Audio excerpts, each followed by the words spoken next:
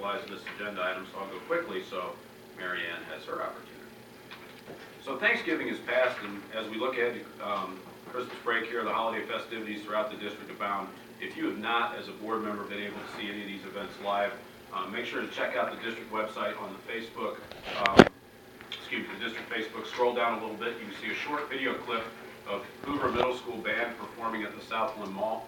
After talking to Jim Burgel, I've learned that he has had the Hoover Band doing this every year in December for more than 20 years. What an awesome tradition he has kept going, and they sounded absolutely phenomenal. This past week, the Kennedy High School Bands and Choir performed their holiday concert on Wednesday, December 14th. Hoover Middle School performed their An American Christmas on Thursday the 15th. And the Truman High School concert, again, is Wednesday, December 21, 6 p.m. West Middle School will have their 7th and 8th grade chorus at 6 p.m. on Tuesday, so tomorrow night. And the 7th and 8th grade bands will perform Wednesday, the 21st at 7.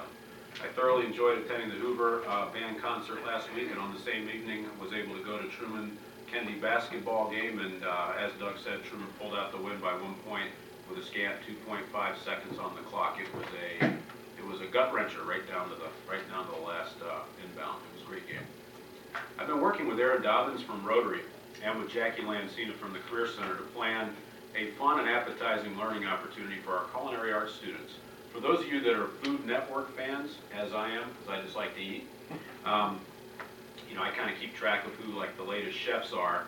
And there's a chef, Chef Yaku Motan Spruill, who's from Inkster, and he currently lives in California. You can't miss Chef Yaku if you've ever seen the show. He's 6'9", and just a phenomenal guy, a phenomenal presence.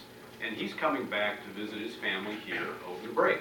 His mom, Doris, works at Norris Gardens, and she's a regular and coordinates with Aaron all the time. And so Aaron originally said, they're going to host this event, or try to, at the senior center, but they weren't sure the kitchen was big enough. And I said, well, I've got a better idea. How about we host this event at the chopping block? And we'll invite our culinary kids. They'll be able to network and integrate and meet and kind of pick the brain of a real professional chef and kind of pick up some tips of, from the trade and have a great opportunity with them. So we've been, for the last couple weeks, working out the details.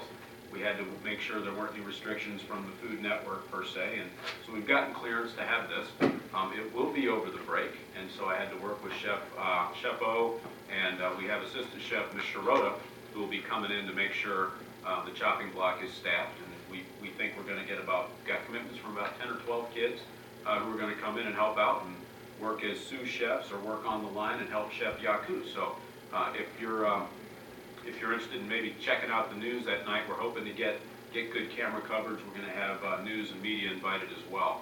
So it should be a nice plug for our Career Tech Ed program and, of course, the chopping block and Taylor Culinary Arts. And, of course, I volunteered to be there as the taste tester, so I figured that was my role, right? I've been working with Thor and Leanne in maintenance to improve our plans for addressing heating issues in the buildings. Most notably last week, Tuesday, which was the day after we canceled school on that Monday. Heat at Kennedy was recovering from a weekend repair of the circulating pump and from a power outage that contributed to the building really being too cold for school at 6 a.m.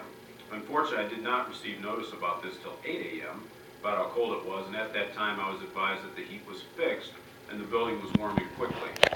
Tommy and I talked that morning more than once, and I made the decision just that we should carry on and have school with the building warming, hopefully within the hour.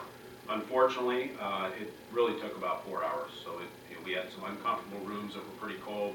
Tommy and his staff had to move some classrooms around, and so I joined Linda and Terry to have a nice meeting with TFT, and I just apologized and said, had I known it was going to take that long to warm, I would have sent everybody home. We'd have had an early dismissal.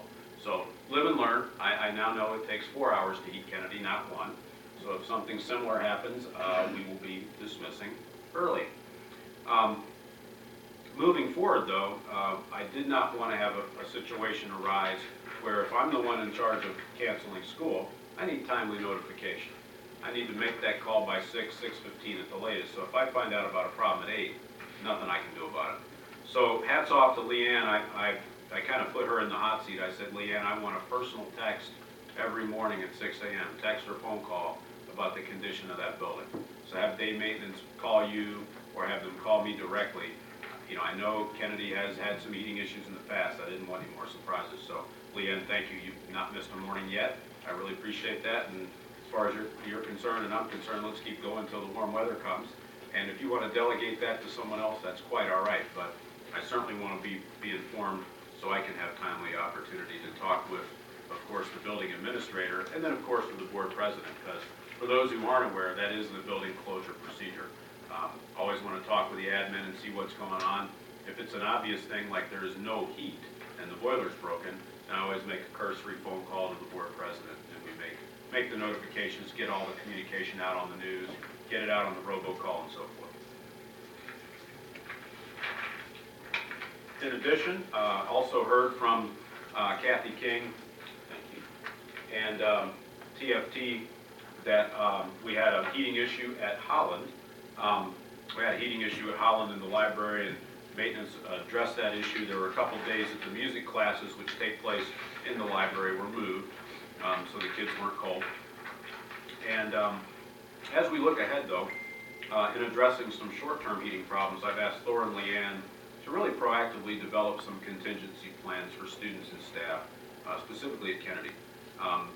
I was hearing about it in my first week on the job in the summer that heating system is somewhat compromised, and because of the age of the pipes, it's been a real bear at times. I think there were, according to Thor, 18 pipe breaks last winter, and so 18 times our nighttime maintenance or our crew responded in the wee hours to get the thing patched up. And I don't think we had to cancel school once, so 18 times the plan worked to fix it in the middle of the night.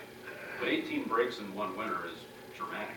And so I did ask Thor what would happen if a 3-inch main broke or if the boiler went down and it wasn't a 3-hour fix. I said, what if it's a 3-week fix? We can't not have school for 3 weeks. So working with ServPro, Leanne and Thor are in the process of developing some quotes and contingencies to develop a plan to relocate literally everything, which would be a massive undertaking. Every desk, every chair, every computer, every overhead, every smart board, everything from Kennedy to SGA. Obviously, I wouldn't propose that if they wouldn't fit. And so the numbers, as I worked with Thor, capacity at SGA, 25 in a class is 957. There's less than 957 students in Kennedy right now. At 30 in a class, capacity of SGA is 1,125. And so you can see where the numbers in the middle would give you a number somewhere in between. So it actually would fit. Not ideal, but SGA is vacant. SGA's heat does work, and SGA has had more recent windows than Kennedy, so they're far more energy efficient. So if we actually had the need to relocate Kennedy High for a period of 2 to 3 or 4 weeks, or the rest of winter, God forbid it was something that long, we have a viable plan 350 feet across the parking lot, and obviously we would need ServPro and the help of outside agencies to come pull that off in a 96-hour turnaround. Hopefully that is not a plan we ever need to bring out of the drawer and use, but I didn't feel it would be prudent to move forward and not be thinking about those things. I wanted to make sure that we thought of all contingencies and we didn't kind of have a big uh-oh later in the winter. This morning, Holland Elementary had another heat issue. They had a pipe junction break and a pump fail in one of the zones. About 80% of the building was heating just fine. The 5 rooms in the back off the cafeteria gym area were pretty cold, about 60 or 58, according to Kathy King. Linda was there from TFT keeping me updated. Leanne was there. Kathy was there. And they relocated the 5 rooms for the first couple hours while the pump was repaired. Rooms warmed up by 10:30, everything was fixed and running pretty well. There was a midday glitch that they repaired, but I think everything finished up the day well. Quick update on the Adair case. This is something I talked about at the last board meeting. You'll see it as an action item later on.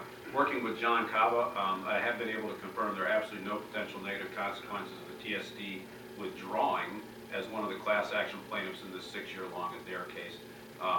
Withdrawing from the plaintiff pool would obviously put an end to the legal fees that the district's been paying every 2 months, and in no way will jeopardize the TSD from participating monetary award this case may generate down the road in the event that the case is settled in favor of all public school districts. This case was originated 6 years ago on behalf of 456 school districts in the state. So as with all class action suits, if it's ruled in favor of the districts, the Taylor School District would still be on the receiving end of a proportional piece of that payout. So you will see later in the agenda a prepared motion from John Cava to opt out of the official plaintiff pool and discontinue paying those fees. I'm working with Beth Scott from the Michigan Philharmonic to continue our 3rd and 4th grade programs where professional orchestral musicians come in to all of our elementary schools for all of the 3rd graders and the 4th graders. They target 3rd grade in March and 4th grade in April, and then lessons abound out from that around sound waves, instrument shape, instrument design, tone, quality, and so forth. Then in May, the entire 3rd and 4th grade will get to enjoy a special concert at Prechter Hall at WCCC as their culminating activity. This is an event that the district participated in last year, and from what I hear after talking to elementary principals, all 8 said this is phenomenal. Kids had a great time. Let's do it again. I've been approached by the regional director of Champions with a question about what it would take to open one of our elementaries on a snow day to be used as a champion available site for parents who need childcare. I said, to my knowledge, we do not have any buildings open. We have no employees in the buildings working on snow days. Instead, the maintenance folks are, of course, relegated to plowing, salting, shoveling, getting campuses ready for the next day. I said, however, if Champions was willing to consider bearing the entire cost of what this might look like, I'd be willing to explore it. So I don't have any numbers yet, but once I do, I can certainly share that with Champions. But that's probably going to be, in my mind, probably going to be a no, just based on the challenges that might present. But I did say I would look into it.